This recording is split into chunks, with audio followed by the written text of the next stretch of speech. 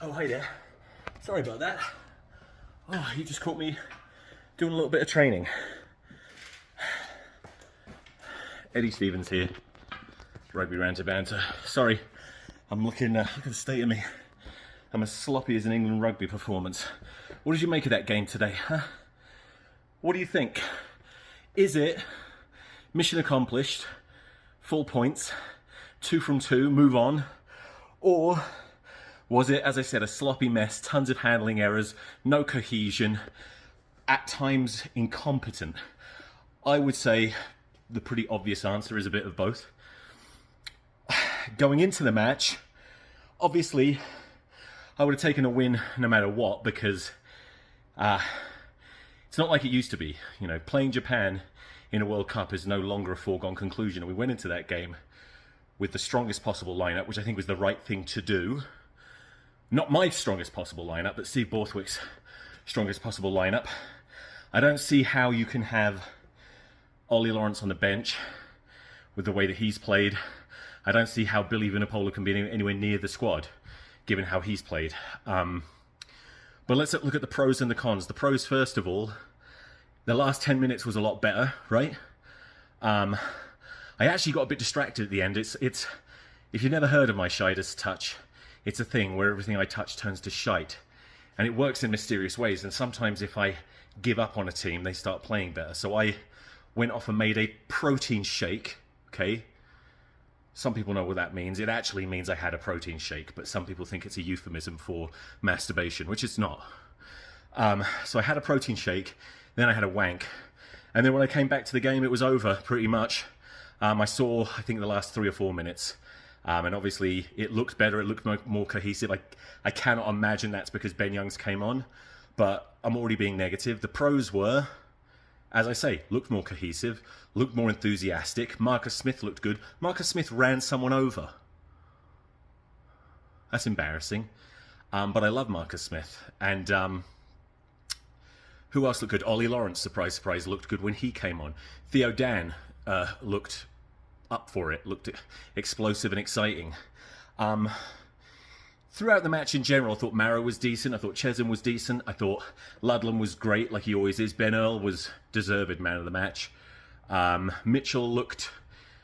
his tempo is good. You know, he's trying.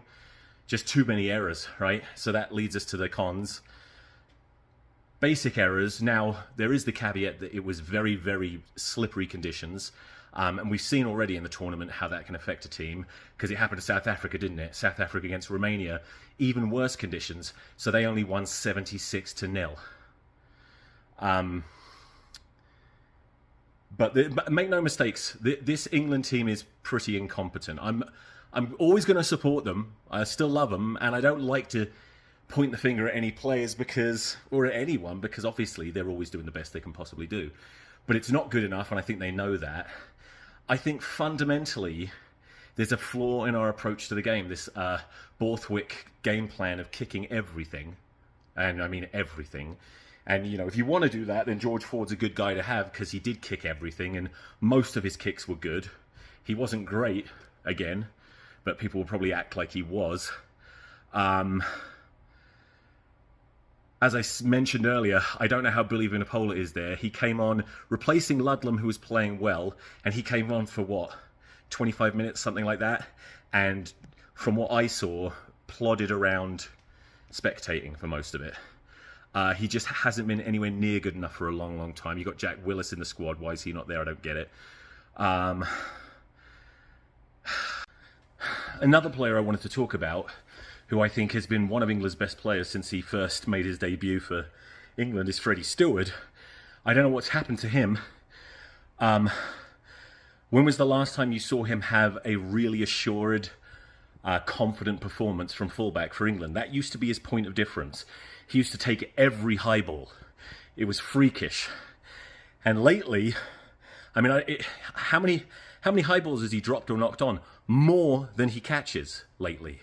Something's happened there, and that leads me to my biggest criticism of this England squad, is I just think there is a deep-seated lack of confidence.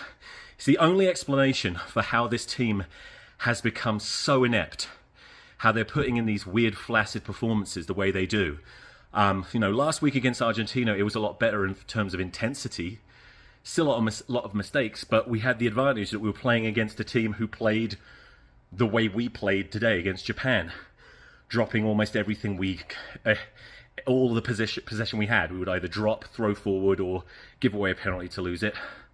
And it just, a lot of these players have been around for a long time. 4 years ago, we had the best team in the world in the build-up and during most of that World Cup until the final, where it all went to shit.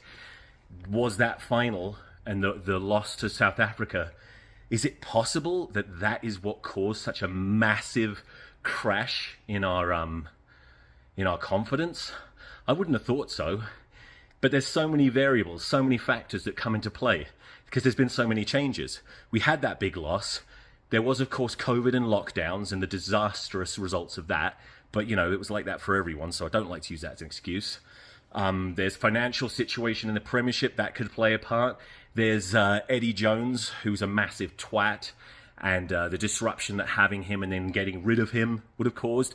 And then there's a new coach in Steve Borthwick. Is it his fault? Is it all his fault? Is some of it his fault? Is none of it his fault? I don't know. But the only thing that I do know, the only factor when it comes to this England team that I can sort of confidently state with any sense of assurance is I don't like the game plan and I don't like a lot of the selections. But, 'twas ever thus. I said that with Eddie Jones too. A win's a win. That's 2-0, and we'll move on. I'd like to think we'll win the next 2 games as well, and we'll go into the quarterfinals against whoever the fuck it is. I don't know. Anyway,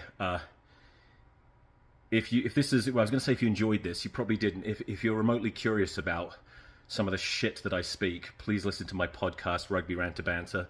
It's on your phone right now. It's in there. It's just hiding. You just look it up and it'll be there. Follow me on Twitter at Eddie Stevens with an extra S at the end. I'll put all the links in the video description. And I'll be back the next time I feel suitably motivated. Bye.